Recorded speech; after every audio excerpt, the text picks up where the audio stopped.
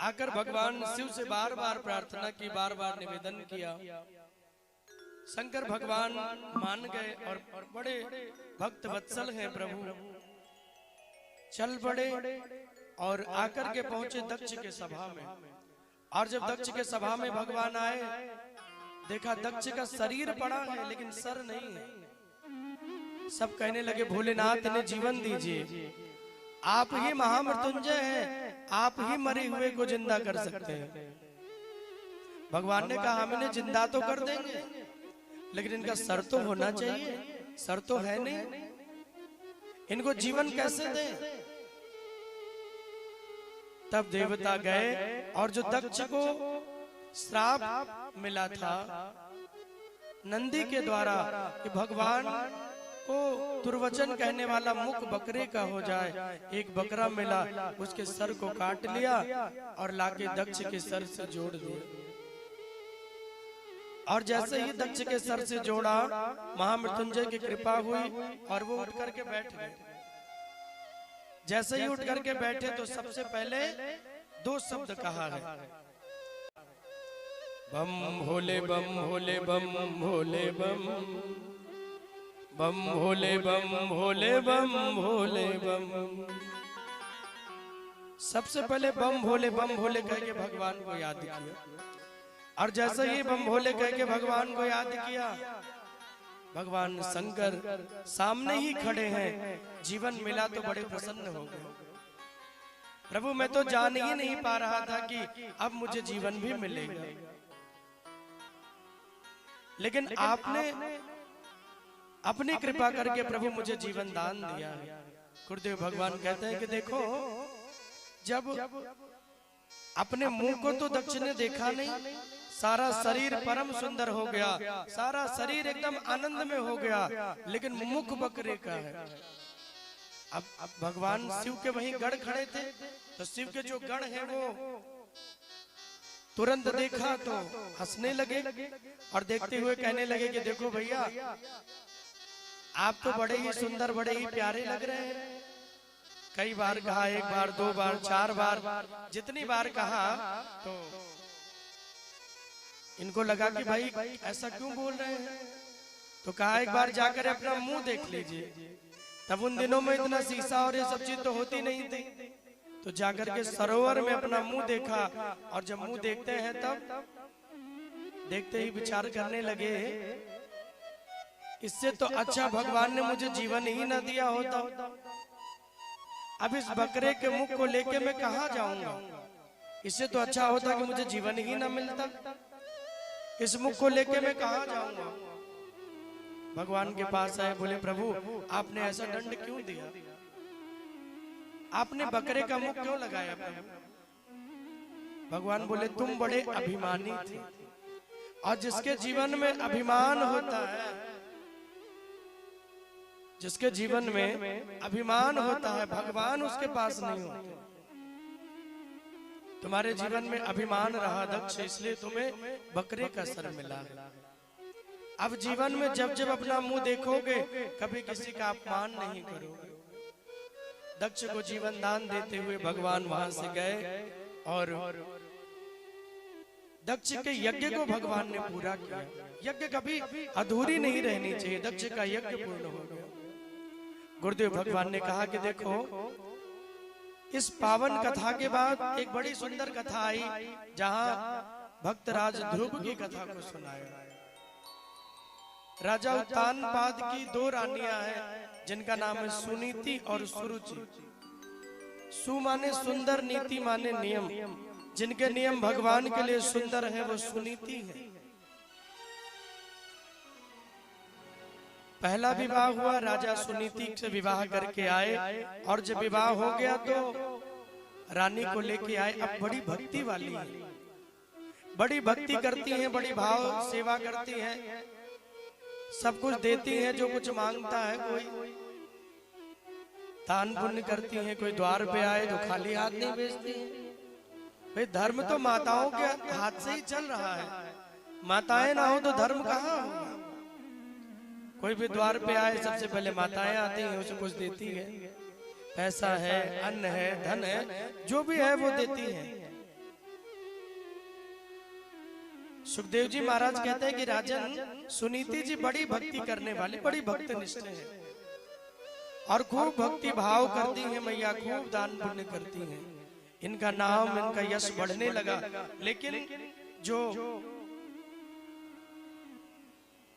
एक और विवाह राजा ने किया, सुरुचि, जिनको रुचियों में बड़ा प्रेम है, जिनको जगत से बड़ा प्रेम है लेकिन भगवान के प्रति नहीं है।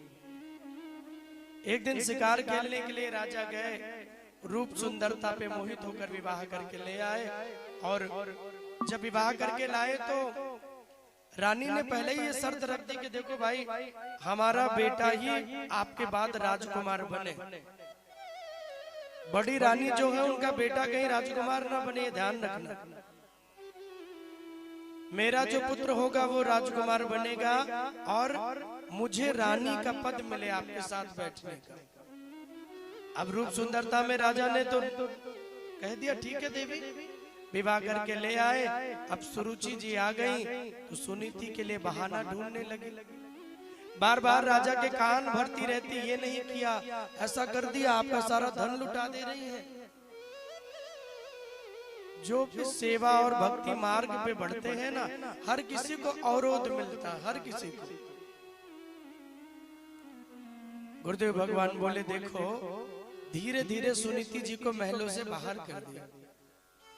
पास ही एक कुटिया बनाई राजा ने, वहां सुनीति जी को रख दिया। माता गर्भ से है, गर्भ में कोई बालक भी मैया के पल रहा है। राजा वहां छोड़ करके चले गए। धीरे धीरे दिन बीता। एक दिन जब मिलने के लिए आए और पूछने लगे देवी आप कैसे हो, आपको यहाँ रहते हुए कोई कष्ट तो नहीं है, आपको यहाँ रहते हुए कोई दुख तो नहीं है देवी, आप कैसे हो। अब किसी को कोई महलों से निकाल दिया जाए और महलों से निकाल करके और उसे ला करके झोपड़ी में रख दे और फिर कोई कहे कि भाई आप कैसे हो, तो लोग क्या कहेंगे। लेकिन सुनीति रानी ने कहा कि देखो राजन, मैं आपकी कुटिया में भी आनंद में थी और यहाँ भी आनंद में हूँ। महलों में भी बड़ी प्रसन्नता थी, यहाँ भी बड़ी प्रसन्नता है। लेकिन आपके महलों में कभी कभी कोई साधु संत आता था, उसकी सेवा का मौका मिलता था। लेकिन जब से यहाँ आई हूँ, इस कुटिया में रोज साधु संत आते हैं और रोज उनकी सेवा का मौका मिलता है। यहाँ तो रोज कोई ना कोई आता है और मैं खूब उनकी सेवा करती हूँ। और मेरे गर्भ में मेरा जो पुत्र पल रहा है,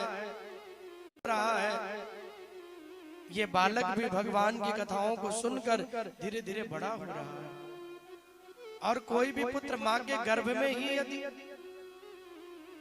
यदि माँ के गर्भ में ही कोई पुत्र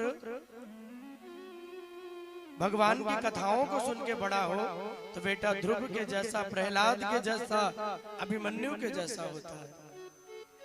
इसलिए जब भी माँ बनने का अवसर आए तो उन दिनों में ज्यादा से ज्यादा भगवान का नाम जपना चाहिए, ज्यादा से ज्यादा भगवान का भजन करना चाहिए, अधिक से अधिक भगवान का दर्शन करना चाहिए।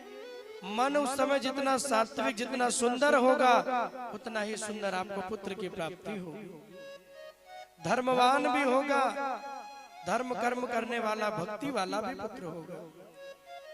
सुनीति जी रोते रोते कहने लगी राजन, आपके महलों में कभी कभी कोई आता था, यहाँ तो रोज कोई साधु संत आते हैं, रोज उनकी सेवा करने का हमें मौका मिलता है, रोज आनंद आता है। बड़ी प्रसन्न भाव से उनको लौटा दिया और कुटिया में रहते हुए बड़े सुंदर पुत्र को जन्म दिया, जिनका नाम ध्रुव रखा गया।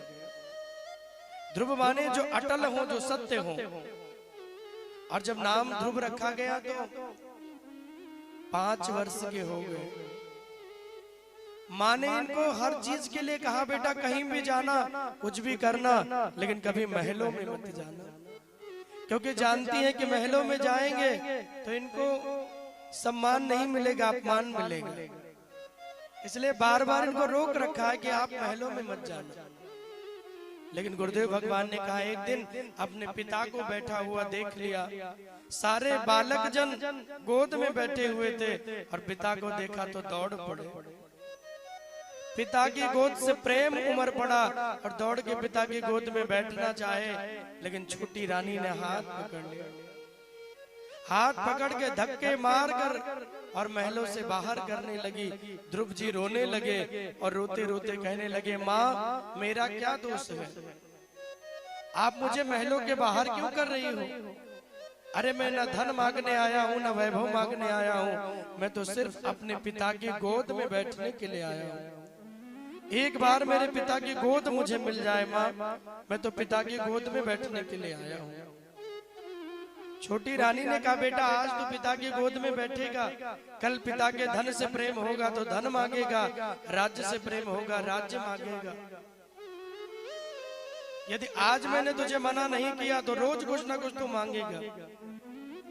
ध्रुव ने बार बार कहा, माँ मुझे पिता की गोद के अलावा कुछ भी नहीं चाहिए। लेकिन फिर भी धक्के मारते हुए, अपमानित करते हुए छोटी माँ ने महलों के बाहर कर दिया। ध्रुव जी रोते रोते आए, अपनी माँ से लिपट गए और माता से लिपट करके रोने लगे। सुनीति रानी के नेत्र खुले। सुनीति रानी ने कहा, बेटा क्या हो गया? अरे पुत्र क्यों रो रहा है, क्या कारण हो गया, क्यों रो रहा है?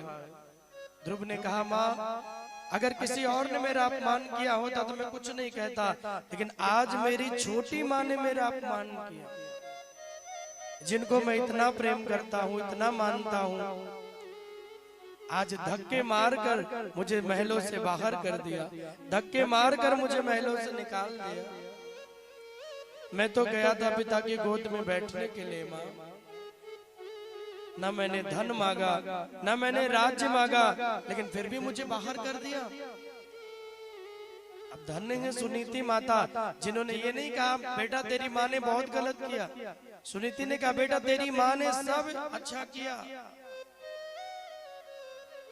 लेकिन एक बात गलत कह दी।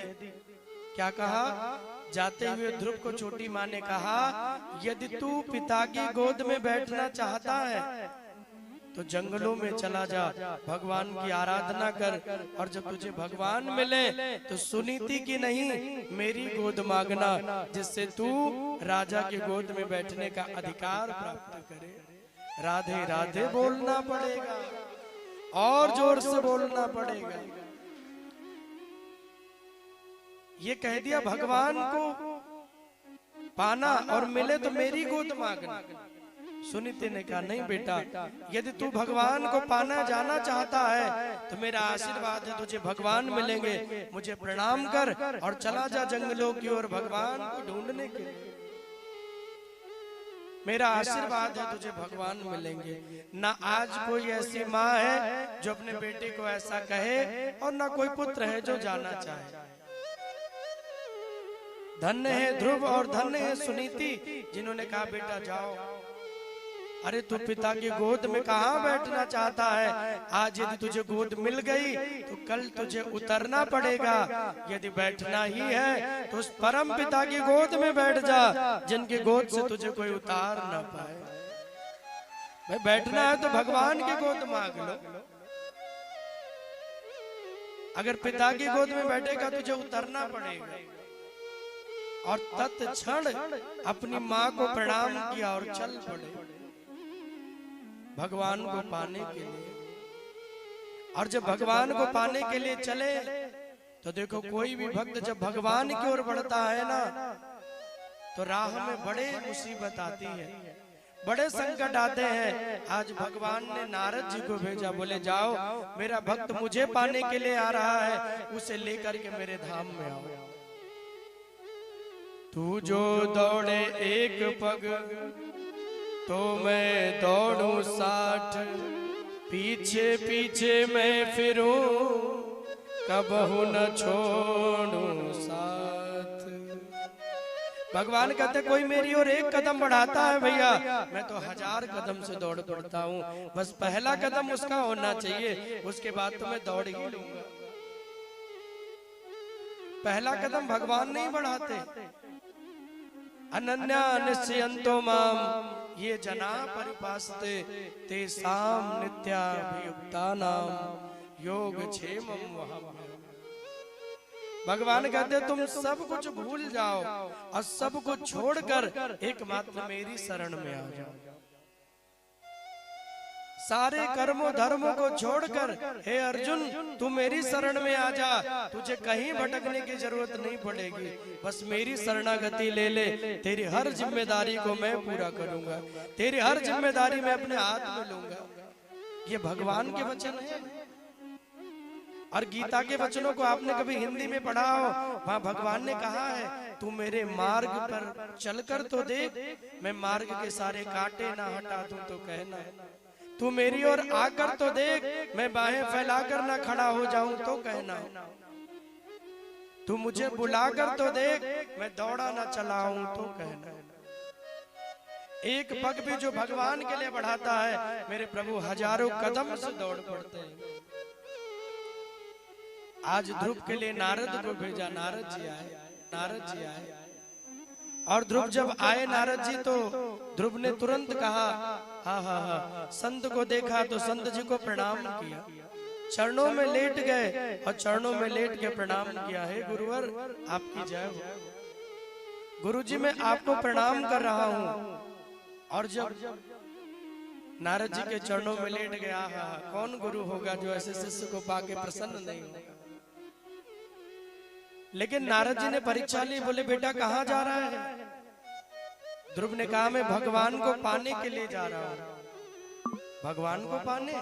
अरे तू इतना छोटा है, तुझे भगवान कैसे मिलेंगे? तुम इतने छोटे हो, भगवान तुम्हें कैसे मिलेंगे? ध्रुव ने कहा क्यों, आपके भगवान के यहाँ कोई नियम है? वो बड़ों को मिलते हैं, क्या वो छोटों को नहीं मिलते? नारद जी हंस पड़े, बोले नाना भैया वो तो जो उनकी शरण में आए वो उसी के हो जाते हैं। यदि बेटा तू भी जाएगा तो तुझे मिलेंगे, लेकिन तू बहुत छोटा है, अगर तू जंगलों में गया और कोई शेर सिंह तुझे खा लेगा तो क्या होगा? नारद जी से ध्रुव ने कहा कोई बात नहीं, कोई मुझे खा लेगा तो मानव जीवन तो वैसे भी बड़ा स्वार्थी है, किसी के काम नहीं आता, मैं किसी की भूख मिटाने की वस्तु तो बन जाऊंगा। फिर नारद जी ने कहा बेटा तुझे कैसे भरोसा है कि तुझे भगवान मिलेंगे? और तब ध्रुव ने बड़ी प्यारी बात कही, मेरी माँ के वचनों पर मुझे भरोसा है, उन्होंने कहा है तुझे भगवान मिलेंगे तो मुझे भरोसा है। मेरी माँ ने मुझे आशीर्वाद दिया है। और हमारे वृंदावन में एक बड़ी प्यारी बात कही जाती है, सूरज की तेज धूप बदल जाए छाँव में, सूरज की तेज धूप बदल जाए छाँव में, आज भी इतना असर है माता पिता की दुआओं में। उनका आशीर्वाद लीजिए, आप कभी दुखी रह ही नहीं सकते जीवन में। बस माता पिता को प्रसन्न करिए, भगवान तो अपने आप प्रसन्न हो जाते हैं। भगवान कहते भैया तुमने अपने माँ बाप को प्रसन्न कर लिया, समझो मेरी भक्ति का फल तुम्हें मिल गया। और अंतिम प्रश्न नारद ने किया कि क्या तुमने कोई मंत्र लिया है, क्या कोई गुरु बनाया है? याद रखिए बिना गुरु के मुक्ति नहीं होती। एक समय से जीवन में हर किसी को मंत्र ले लेना चाहिए। लोग हर काम के लिए बहाना नहीं करते, लेकिन भजन के लिए मंत्र के लिए बहाना कर देंगे। किसी से कहते भाई गुरु बना लो, गुरु मंत्र ले लो, अभी कोई उम्र है मंत्र लेने की? कथा सुन लो, बोले अभी कोई उम्र है कथा सुनने की? जब भोजन के लिए कोई ऐसी उम्र नहीं तो भजन के लिए उम्र का हवाला क्यों देना? जितने भी भक्तों को भगवान मिले हैं, जिन्होंने बचपन में भगवान की भक्ति कर ली ना, उनके लिए गोविंद जल्दी मिलने के लिए आए। 5 महीने की आराधना में ध्रुव को दर्शन देने भगवान चले आए। बताओ, केवल 5 महीने की आराधना में। बचपन की भक्ति का फल अमृत के समान मिलता है, बुढ़ापे की भक्ति का फल दूध के समान मिलता है, और जब जीवन एकदम बीत जाए, मृत्यु के समय में यदि भजन करना चाहे तो उसका फल पानी के समान ही मिलता है। इसलिए बचपन में भजन करें अमृत के समान फल मिले, जवानी में भजन करें दूध के समान फल मिले, वृद्धावस्था में फिर भजन करेंगे उसका कोई फल कहाँ मिल रहा है। जिनके बचपन नहीं सुधरे, जिनकी जवानी नहीं सुधरी, वृद्धावस्था में कहाँ मिलेगा। ब्रह्मवैवर्त पुराण में लिखा है, जो बालक बचपन में नाम लेता है भगवान का, एक नाम 1,00,000 बार का फल देता है। जवानी में जो लेता है एक नाम 1,000 बार फल देता है, और बुढ़ापे में जब 100 बार राम राम कहा जाता है तो एक बार राम कहने का फल मिलता है। इसलिए बुढ़ापे का इंतजार भजन के लिए नहीं करना चाहिए। जैसे हमारे शरीर की पुष्टि के लिए भोजन की आवश्यकता है, वैसे आत्मा की पुष्टि के लिए भगवान के भजन की जरूरत है। शरीर भोजन से बलवान होता है, लेकिन आत्मा भजन से बलवान होती है। अब बुढ़ापे में लोग कहते हैं भजन करेंगे, कई लोग बहाना करते हैं। अब बुढ़ापा आ गया तो घुटनों में दर्द हो गया, होता है कि नहीं। 3-4 घंटे बैठना मुश्किल हो गया, आंखों से दिखे कम, मुंह में सारे दांत गिर गए। अब कहोगे राम राम तो निकलेगा आम आम, आप कहोगे राम निकलेगा आम, कुछ काम चलने वाला नहीं है भैया, है ना। दांत नहीं होते तो राम नहीं निकलता, फिर आ निकलने लगता। आप कहोगे राम निकलेगा आम, भगवान कहेंगे आम वाला फल ले लो। इसलिए बुढ़ापे के इंतजार मत करिए। कई लोग हमसे मिलते हैं, महाराज अभी क्या, अभी तो जवान है, अभी तो बालक है। बचपन भक्ति की कोई उम्र नहीं होती, याद रखिए माय डियर। आप भक्ति जब कर लो तभी आपकी अच्छी उम्र बन जाती है। अगर ये ध्रुव ने सोचा होता तो कभी भगवान को न पाते, अगर ये प्रहलाद ने सोचा होता तो कभी भगवान को न पाते, अरे ये मीरा ने सोचा होता तो कभी मीरा भगवान को न पाती। बचपन में ही नाम जपिए, जवानी में ही नाम जपिए। जिनका बचपन सुधर गया, जिनकी जवानी सुधर गई, उनका बुढ़ापा भगवान सुधार देंगे। जरूरत नहीं पड़ेगी बंधु, राधे राधे बोलना पड़ेगा और जोर से बोलना पड़ेगा, दोनों हाथ उठा के बोलना पड़ेगा। तो यहाँ बैठे हैं तो आइए थोड़ा हम भी युवा बन जाएं और थोड़ा जोश के साथ चलिए वृंदावन। कौन कौन चलेगा हाथ उठा के बताइए। चलेंगे वृंदावन? तो आइए हम सब मिलकर चलते हैं वृंदावन और थोड़ा